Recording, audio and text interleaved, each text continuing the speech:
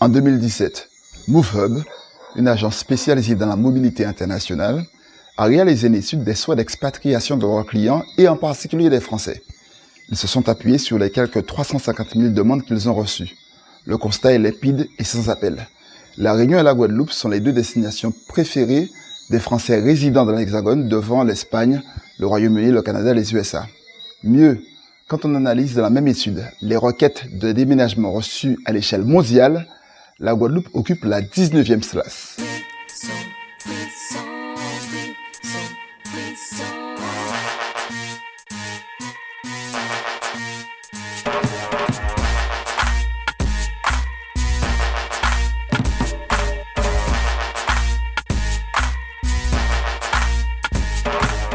L'attractivité de notre pays n'est donc plus à démontrer. Et à pas rien qu'il n'en met soleil, Kabamoun, tout côté en vérité et vivant pays en nous. Au-delà de tout ce qu'on connaît, les difficultés structurelles que nous connaissons, alimentation, nos vies chères, pollution, etc. Force est de constater que la Guadeloupe est considérée par beaucoup comme une terre d'opportunités. Et souvent de fois, il y a réussi.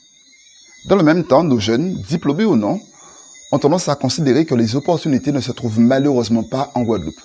Le constat est accablant, puisque 43% des Guadeloupéens âgés de 20 à 34 ans et diplômés du supérieur résident en France. Nous propose une solution simple permettant aux Guadeloupéens qui le souhaitent de trouver plus facilement des opportunités sur leur territoire. Il s'agit de la mise en place d'un observatoire compétences opportunités. Cet observatoire suivra en temps réel l'évolution des diplômés guadeloupéens ici et ailleurs, en répertoriant en même temps les opportunités d'embauche immédiates et à moyen terme, que ce soit dans le public ou le privé. Le recollement, c'est-à-dire l'analyse conjointe des opportunités et des compétences disponibles et volontaires pour travailler au pays, permettra à nos jeunes de s'insérer plus facilement dans notre tissu économique, voire même dans l'entrepreneuriat. Notre pays continue d'attirer des visiteurs de par son charme, ses âmes, ses sites. En 2019, il s'agissait de plus d'1 milliard de revenus et 30% du PIB. L'industrie touristique bénéficie déjà à tout un chacun, et avant tout aux Guadeloupéens. Infrastructure, alimentation saine, entretien des sites, entretien du patrimoine, tout ça c'est pour nous aussi. Le tourisme doit donc être aussi local, ce qui semble évident à l'occasion de la crise qu'on connaît aujourd'hui, le Covid-19. Les projets d'hébergement touristique doivent être qualitatifs et à dimension humaine, même si on a encore besoin de 1 à 2 structures d'envergure internationale pour être installés en Guadeloupe pour renforcer le rayonnement de notre pays afin de ne pas être dépendant que de la route européenne. L'objectif de la politique de développement touristique sera de nous permettre de devenir avant tout une destination touristique durable et conciliant plusieurs impératifs. Le premier, c'est la préservation des richesses naturelles et patrimoniales qui constituent le socle de l'attractivité touristique régionale. Le deuxième, c'est la promotion de développement équilibré et préservé du territoire. Et enfin, soutenir et favoriser la création d'activités pour la création d'emplois. Notre fil rouge, c'est une économie solidaire au service des hommes. Aujourd'hui, la Guadeloupe compte plus de 40 000 entreprises actives avec une dynamique de création qui est bien plus importante qu'en France. Ces entreprises sont en revanche majoritairement de très petite taille, ce qui impose au chef d'entreprise d'être un véritable chef d'orchestre.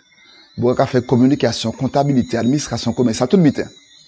Difficile pour lui alors de répondre au marché public qui impose d'être à jour tout le temps, de bénéficier d'assurance, de respecter les délais et des missions sous peine de pénalité. Ce qu'on propose, c'est le BITA, le Bureau d'ingénierie technique et administratif. L'accompagnement en ingénierie, c'est un engagement prioritaire. Il est fondamental de structurer l'accompagnement des porteurs de projets et des petites entreprises à travers, par exemple, la mise en place de sociétés coopératives d'intérêt collectif. On a créé ça SCIC. Leur mission est de faire émerger et d'accompagner des structures économiques créatrices d'activités et d'emplois pour garantir aux Guadeloupéens de trouver leur place dans un système économique qui prendra en compte, premièrement, la mise en place de think tank, c'est-à-dire un groupe de réflexion, un laboratoire d'idées, un laboratoire de projets, sous forme d'associations d'intérêt public financées par la région et d'autres acteurs partenaires. Deuxièmement, la mise en place d'une politique d'investissement et d'internationalisation en Guadeloupe. Aujourd'hui, le territoire est ouvert à tout investisseur qui souhaite bénéficier des opportunités et des conditions de réussite économique.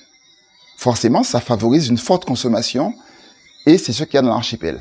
Aujourd'hui, il s'agit de mettre en place à la fois des règles qui structurent l'attractivité du territoire dans les secteurs choisis pour un développement cohérent. Et en même temps, ça doit aborder les investissements. Nous devons choisir et maîtriser le foncier, la durée de l'investissement et les secteurs ouverts ou non à l'investissement des non-résidents.